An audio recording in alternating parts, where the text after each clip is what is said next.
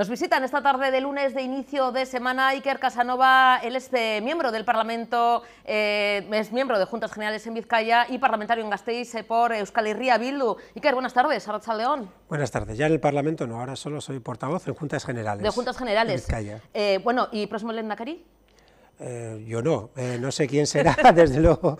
Porque estamos preparando el rótulo, ¿eh? Yo supongo que el próximo lehendakari, no sé quién será, pero me imagino de qué partido será, que será de Euskal Herria Bildu. Espero, por lo menos. ¿Hubo sorpresa el anuncio de hace unos días, el viernes, cuando conocimos que Iñigo Urkullu no iba a repetir como lehendakari? ¿No era la propuesta para repetir como lehendakari?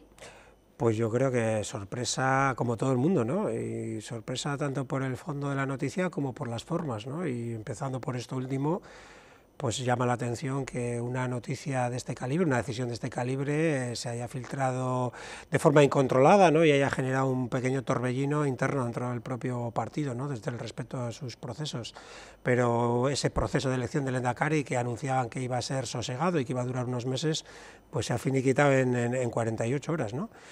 Sorprende también que no se cuente con Iñigo Urkullu, aunque esto algo menos, porque llevamos tiempo diciendo que es un proyecto agotado el que representa el actual lehendakari y que la sociedad vasca lo está percibiendo así con cada vez mayor nitidez, se está reflejando no solo en los resultados electorales, sino en la percepción social, en el diálogo social, que ya no se obtienen respuestas por parte de este gobierno a los principales problemas, que hay un gobierno paralizado de alguna forma. Y en ese sentido quizás algo menos de sorpresa que Urkullu ha sido quitado de en medio, ¿no? Aunque por otro lado también era un valor seguro y conocido. Lo que también me sorprende, ya por terminar con esta tripleta de sorpresas, el fondo, la forma y luego la persona del nuevo candidato del Partido Nacionalista Vasco, que está bastante lejos de esta expectativa de renovación que podía existir, ¿no? Porque si se descarta un valor seguro como podía ser Iñigo Urkullu, con sus pros y sus contras, pues no tiene mucha lógica que se recurra a una candidatura o a un perfil que es exactamente el mismo, ¿no?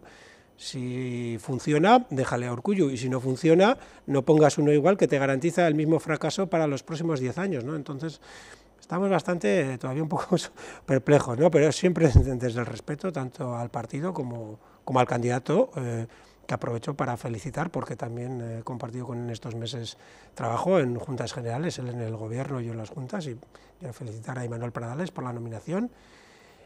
Pero bueno, no puedo evitar esa sorpresa y además, bueno, ¿por qué no decirlo? Desde Euskal Herria Bildu entendemos que este proceso y este resultado no nos viene mal de cara a las expectativas que tenemos de ser primera fuerza en las próximas elecciones. Bueno, si es que además los resultados de los dos últimos comicios sí que precisamente vimos ese auge de Euskal Herria Bildu, ¿no? En detrimento del Partido Nacionalista Vasco, con lo cual, si hay adelanto de elecciones vascas, como comentas, puede haber una oposición firme y un firme candidato al lehendakari por Euskal Herria Bildu, me refiero. Sí, yo creo que siendo honestos y honestas y desde la prudencia y también desde la humildad, es evidente que Euskal Herria Bildu tiene la obligación de salir a ganar estas elecciones, no porque nos autoproclamemos favoritos ni mucho menos, pero sí porque los resultados de las últimas elecciones están ahí. Ya no solo estamos hablando de encuestas, que ya han aparecido varias que dan a Euskal Herria Bildu en primera posición, sino resultados contantes y sonantes que demuestran que Euskal Herria Bildu está en el ajo, por así decirlo, ¿no? Sería una irresponsabilidad no tomar esto como una oportunidad y como un compromiso con la ciudadanía, porque yo suelo decir que las elecciones tienen mucha pasión, se defienden los colores, pero esto no es un partido de fútbol, no va por ver quién gana, va por ver qué se va a hacer con los instrumentos que la ciudadanía deposita en manos de cada partido, qué políticas se van a hacer y cómo se responde desde esa gran responsabilidad a las necesidades de la gente. Por tanto, es algo mucho más importante que un partido de fútbol y creemos que este último ciclo electoral ha marcado un cambio de época en este país, en el cual las cosas están más abiertas. Como decía, vamos a tener los pies en el suelo, vamos a evitar un poco esa imagen de arrogancia que a otros les está pudiendo perjudicar. Precisamente vamos a acentuar la humildad y la serenidad, pero evidentemente tenemos que salir a ganar desde el respeto a los demás candidatos y partidos, pero porque tenemos una propuesta más que creemos que es la mejor para la gente. Saliendo de ese bipartidismo, ¿no? Dando más opciones y más alternativas, ¿no?, al pueblo vasco.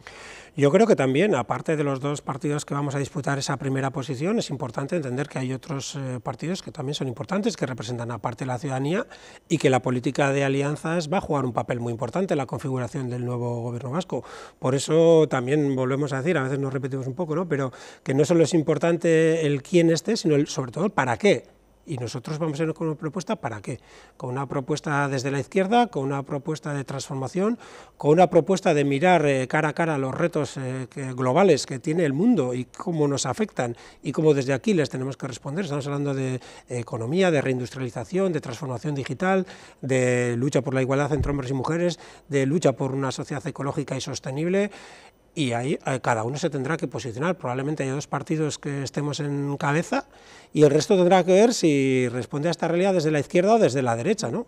Teóricamente los posicionamientos de los partidos de izquierda serían mayoritarios, pero sabemos que el PSOE quizás esté en otra tesitura. Todo se andará. Fíjate qué sorpresas hemos tenido en los últimos días, quizás tengamos más sorpresas en el futuro. Es bueno, en todo caso, que el escenario esté abierto. Yo creo que una sociedad como la vasca necesita o necesitaba urgentemente no solo el recambio, sino la posibilidad de recambio. El mirar a unas elecciones como un escenario abierto en el cual hay que esforzarse por ganarlas, hay que comparar los programas y las ofertas que hace cada partido y hay un resultado abierto. Y que en el ámbito de la gestión institucional tiene que haber una rotación, porque no es bueno tampoco que siempre estén los mismos, porque se crean una serie de dinámicas, yo creo, un poco viciadas con respecto a un poder que se considera incuestionable, ¿no? Yo creo que ese es otro de los pluses que Euskal Herria Bildu va a presentar en las próximas elecciones, no solo la opción política, su proyecto y su programa, sino también el hecho de que este país creo que tiene que abrir ventanas y que corra un poquitín el aire, ¿no? Yo creo que va a haber mucha gente que eso también lo va a valorar. Iker, balance del inicio de legislatura en Juntas Generales de Vizcaya, ¿cómo ha empezado?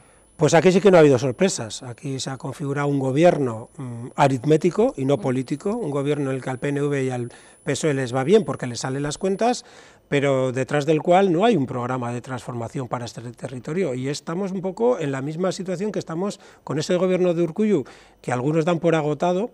Y en este caso, y aquí se demuestra que lo importante no es solo cambiar de cara, sino cambiar de políticas. Aquí hay gente más joven, aquí hay mayor presencia femenina en el gobierno de Vizcaya, cosa que en sí yo creo que es importante y que valoramos, pero desde luego son caras jóvenes haciendo las viejas políticas y son caras jóvenes que no creo que estén aportando a este territorio la capacidad de superación y de liderazgo que necesitamos. Vizcaya tiene que volver a ser un territorio industrial, con una industria avanzada y tecnológica. Vizcaya tiene que estar equilibrada, Vizcaya tiene que ser, antes hemos hablado un poquitín cuáles son los retos y de alguna forma todos y todas coincidimos en que los retos están ahí, en el enunciado coincidimos en más o menos cuáles son esos desafíos, pero luego las propuestas que se hacen son absolutamente conformistas, conservadoras, continuistas, que solo vienen a dar pie a las políticas que se venían haciendo hasta ahora. No podemos decir que estamos en un momento de transformación histórica y no poner encima de la mesa nada nuevo, nada excitante, nada estimulante, nada que suponga para esta sociedad una propuesta de transformación para adaptarse a ese nuevo tiempo, ¿no? Entonces, lógicamente, la legislatura ha empezado como una mera continuación de la legislatura anterior. Continuando siendo unos presupuestos continuistas, que vosotros además vais a hacer una posición de proponer, ¿no? Constructiva, como se suele decir, ¿no, Iker?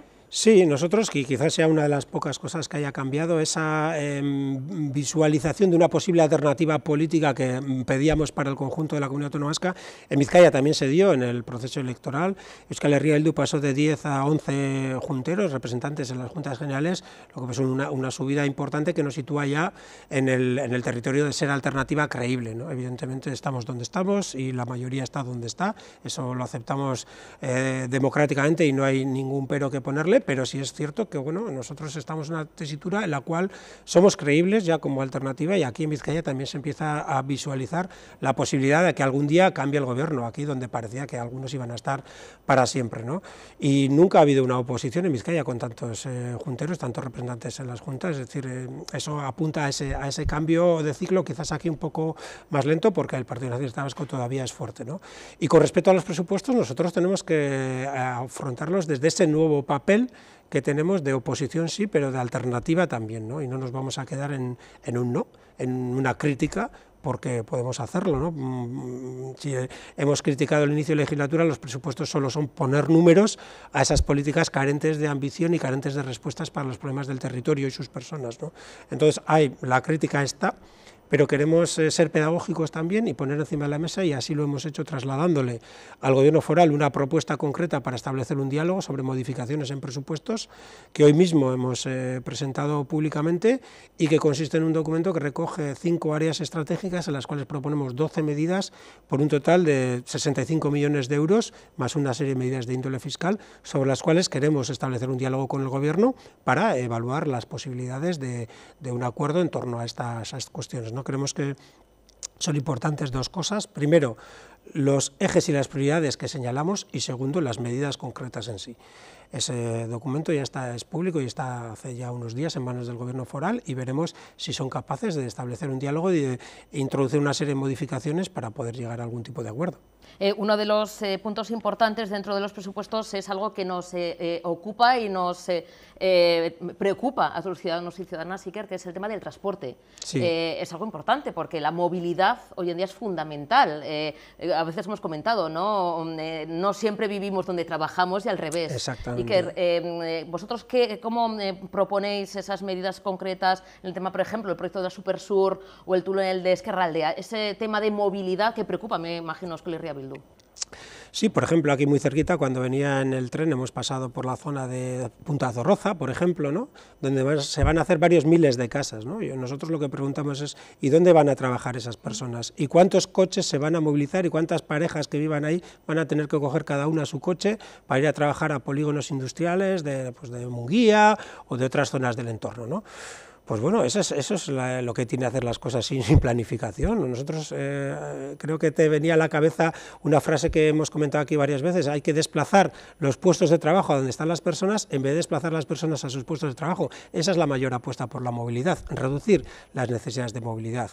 Si en Punta Zorroza solo van a ir casas y la única actividad económica va a ser el cine, que con todos los respetos y respetándolo mucho desde el ámbito cultural, que es una industria importante en ese sentido, pero cuantitativamente no va a generar muchos puestos de trabajo. Entonces, bueno, si dedicamos el terreno a construir casas donde no hay empleo, estamos condenados a repetir los errores que nos han traído hasta aquí, y la situación es un uso y un abuso del coche particular, pero no solo un uso y abuso, sino también un uso obligado, porque a veces la gente dice, es que yo no puedo desplazarme por mis horarios o por falta de transporte público, no puedo evitar usar el coche, y es verdad. Entonces lo que vamos a tratar es buscar otro tipo de soluciones, otro tipo de paradigmas que se basen en una mejor organización del territorio, en un desarrollo de la actividad económica en las zonas más pobladas, y luego en terapias de choque de potenciación del transporte público, porque hemos visto, por ejemplo, cómo la medida de abaratar los costes ha tenido un efecto multiplicador de los número de usuarios y usuarias del transporte público, ¿no? Se puede hacer todavía muchísimo en ese ámbito. ¿Y qué es lo que está haciendo el Gobierno foral? ¿Cuáles son sus propuestas estrellas? Supersur, Subfluvial y un poquitín, como decíamos, más de lo mismo en el ámbito de desarrollar alternativas para el transporte privado. Tenemos también, fíjate, este fin de semana, el 25N, ¿no? Ese Día Internacional contra la Violencia Machista, y lamentablemente seguimos hablando de víctimas. Pero en este caso, también las mujeres todavía tenemos que salir a la calle, en este caso con el tema de los cuidados. Hay una huelga feminista en torno a este área. ¿Y qué importancia le da Euskal Herria Bildu en este tema, Iker? Sí, otro de los bloques, junto al ámbito económico de nuestra propuesta presupuestaria, es precisamente el de los cuidados, ¿no? Nosotros no podemos dar la vuelta al presupuesto como un calcetín, ni convertir un presupuesto que a nuestro entender es malo en un presupuesto bueno mediante unas enmiendas. Eso evidentemente no es así.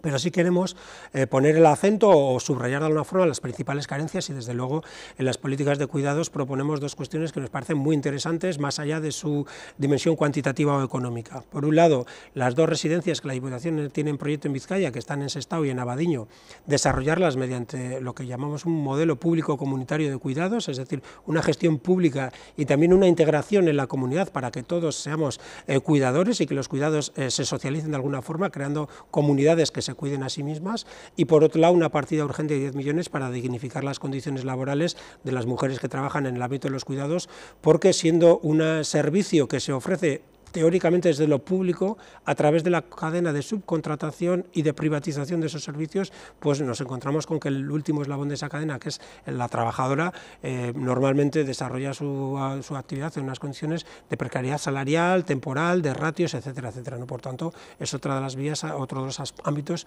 en los que creemos que es necesario tomar medidas urgentes. También estamos viviendo en esta última legislatura, Iker, bueno, crisis migratorias, subida de precios, inflación, estamos viviendo una situación económica, bueno, subida del Euribor, las hipotecas que nos abrasan. El otro día veíamos los datos, ¿no? Que a las familias que nos cuesta más llegar a final, ya no a final, sino a mediados de mes, sí, sí. Iker. ¿Qué va a hacer Euskal Herria Bildu para revertir esta situación, para poder controlar y poder repartir esa riqueza? Porque hay gente que no nota quizá esta situación y hay otros, como decimos, que es que están en auténtica pobreza y pobreza energética. Es más, sí. Empieza ahora el invierno a bote pronto y hay gente que no va a poder ni siquiera calentar su hogar. Sí, sí, desde luego la mejora de los servicios públicos en todos los sentidos, hablamos antes del transporte, pero también la educación o la sanidad, en la medida que esos servicios sean públicos y de calidad, responderán a las necesidades de la ciudadanía y le supondrán también un ahorro en términos económicos, ¿no? Por ejemplo, en el ámbito del transporte es muy evidente, o haciendo más accesible en términos económicos el acceso pleno a la educación, ¿no? Pero también contemplamos una serie de medidas en el ámbito fiscal, ¿no? Porque la fiscalidad tiene un papel importante, las rentas se distribuyen de forma desigual.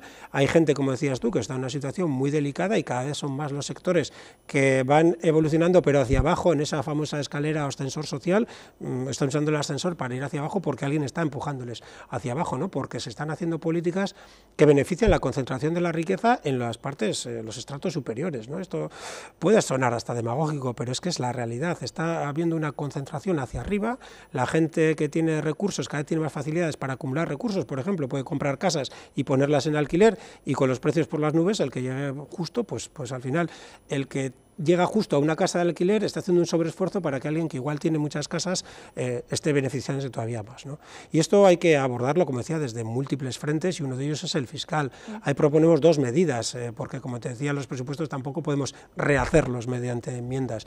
Una es beneficiar a los sectores más débiles en términos económicos, que sería mantener la deducción extraordinaria de 200 euros que el gobierno vasco ya implantó, convertirla en una deducción de 400 y mantenerla al siguiente ejercicio y además extenderla a rentas menores de 35.000 euros.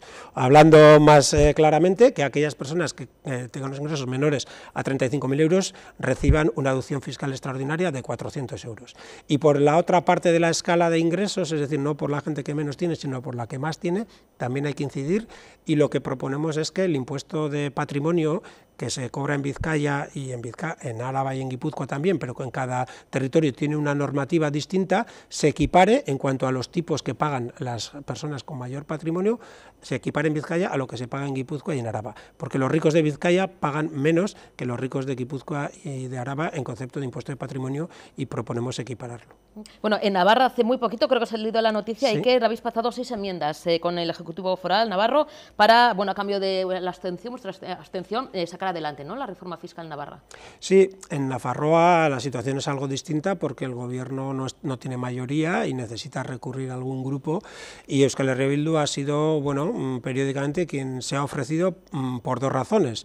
En primer lugar, para conseguir una serie de mejoras concretas y aprovechar, entre comillas, esa situación de necesidad del gobierno para implementar políticas en beneficio de la ciudadanía y, en segundo lugar, porque la otra alternativa en Navarra es la derecha extrema o extrema derecha y, desde luego, no queremos que el gobierno tenga la tentación de mirar hacia allí para gobernar, porque eso va a suponer pues, políticas regresivas, ¿no? Y desde esa combinación de factores, pues en Navarra se lleva tiempo dando una circunstancia, antes hacíamos un poco alusión de pasada a ella, ¿no?, que todavía en la Comunidad Autónoma Vasca no se ha implantado, que es que entre el Partido Socialista y Euskal Herria Bildu no solo hay un diálogo fluido, sino que hay acuerdos cada vez más frecuentes y, de hecho, bueno, hace unas semanas se eligió al representante de la Federación Navarra de Municipios, al representante de Euskal Herria Bildu, con los votos favorables del Partido Socialista de Navarra, ¿no?, lo que supone, de alguna forma, ir evolucionando hacia una política de alianzas más abierta, que yo creo que desde una perspectiva de país y desde una perspectiva de izquierdas es positiva.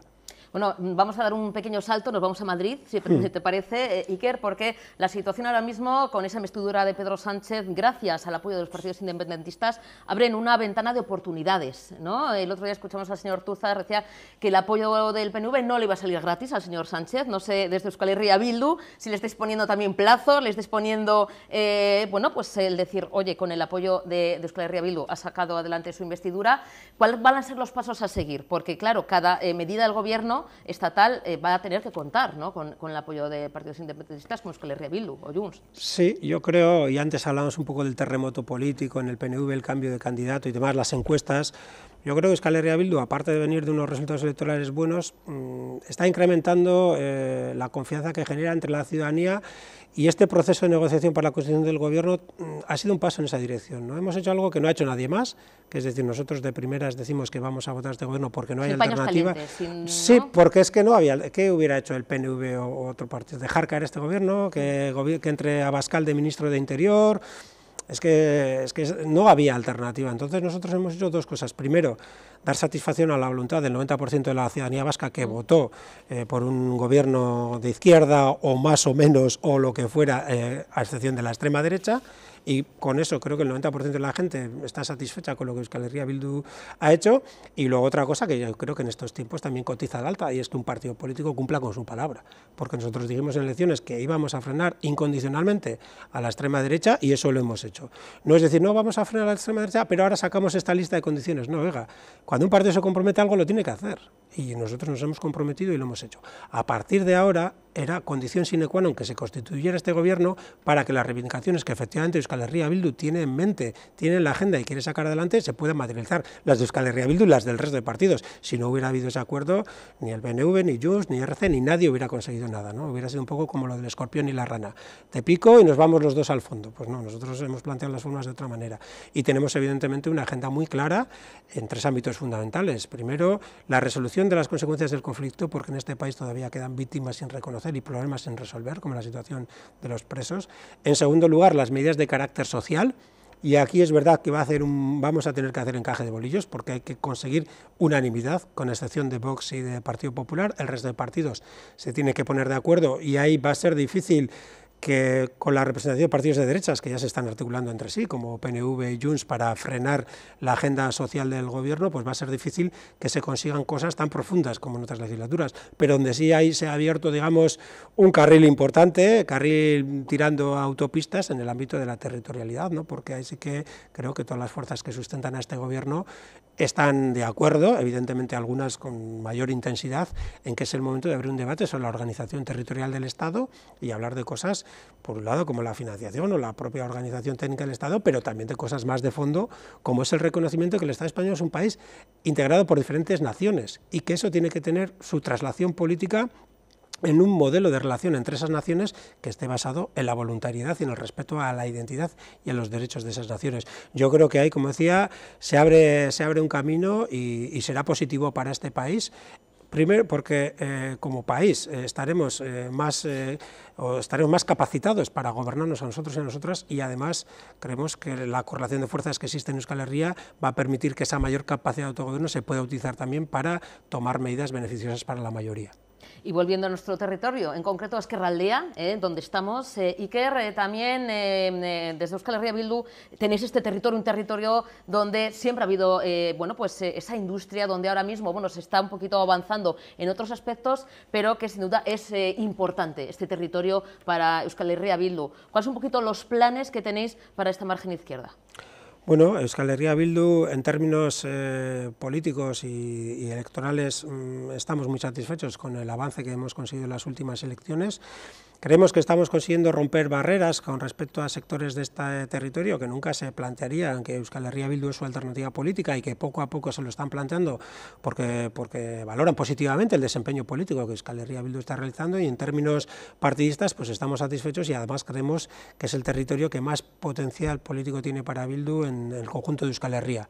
Porque si en algún sitio hace falta propuestas sociales, propuestas de izquierda, partidos que se deban a la ciudadanía, que no tengan puertas giratorias y que no tengan más interés que defender a la gente, pues ese sitio es Ezkerraldea, donde se dan unas circunstancias, como tú decías, de desindustrialización y de dificultades económicas mayores. Y aparte, incluso la gente Pues en Ezkerraldea no todo el mundo está en dificultades, también hay gente que vive de forma más desahogada, pero son partícipes también del clima histórico y sociológico que tenemos aquí, de respeto a esta identidad trabajadora de nuestra comarca y de una voluntad de hacer las cosas de forma colectiva y en beneficio de las mayorías, ¿no? Yo creo que este es un gran espacio para que Euskal Herria Bildu siga creciendo, y lo va a hacer con discurso y con propuestas, ¿no? Porque todo lo que hemos dicho que valía para la comunidad autónoma vasca y para Vizcaya, aquí en Ezkerraldea también vale.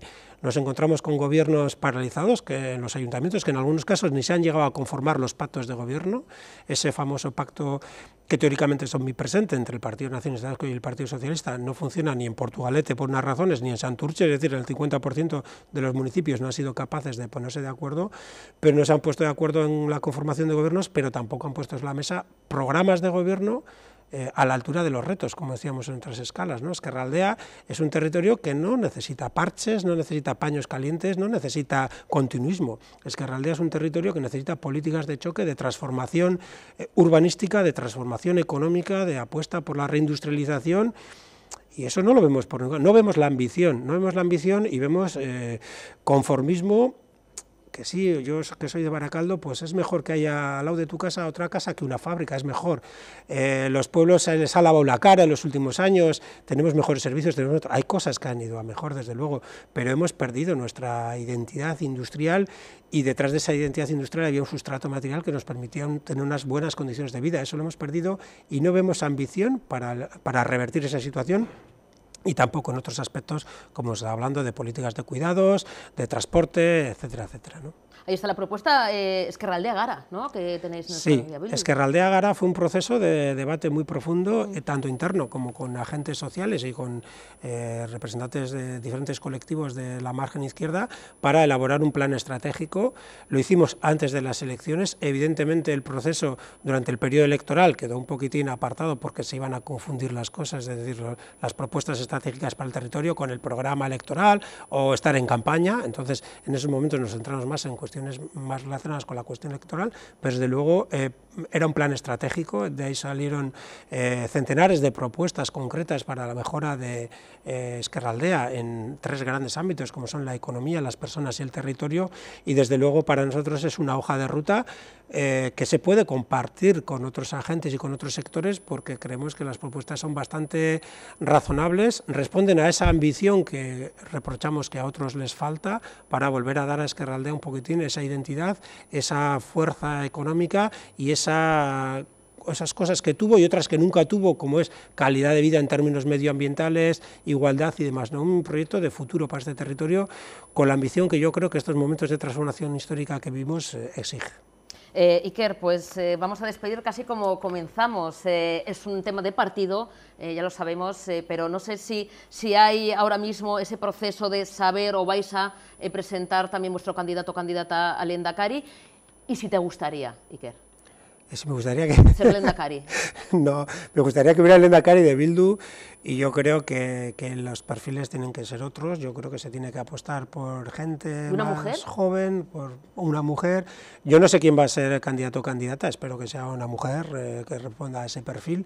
Hoy mismo Arnaldo Otegi ha dicho que él no va a ser el candidato, ha explicado las razones para ello, y yo creo que así entre nosotros, a Arnaldo le hubiera encantado ser candidato porque tiene hambre de política, es una persona que tiene una gran pasión y creo que está en bastante forma física y mental y tiene muchísimo que aportar, y a él yo creo que le hubiera gustado los debates, los mítines, todo este trajín, le hubiera gustado, pero él entiende también que Euskal Herria Bildu está en condiciones de dar un salto y de abrirse a otros sectores en la sociedad.